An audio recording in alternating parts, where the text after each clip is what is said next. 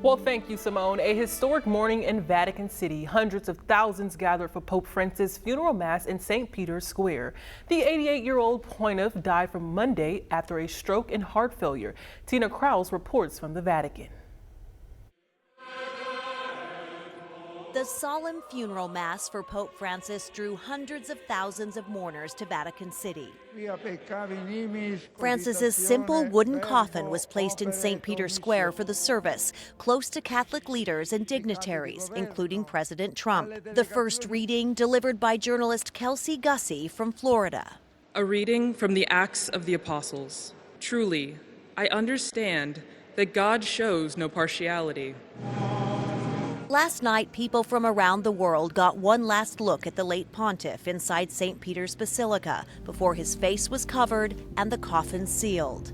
Many of them camped out overnight to pay their respects at the funeral hours later. He's going to be one that will be remembered for helping those definitely can't help themselves. Known as the People's Pope, Francis broke with tradition in life and death, choosing not to be buried here at St. Peter's Basilica, but instead at his favorite church in Rome.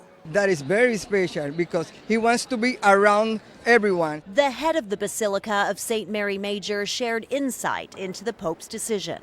He told that he don't want to be buried in the chapel because chapel is for celebrations, for the Eucharist.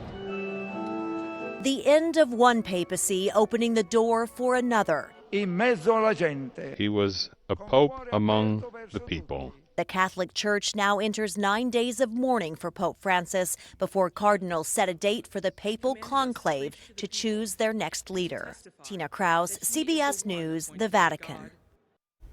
When asked the first pope from Latin America, Pope Francis led the 1.4 billion member church since 2013.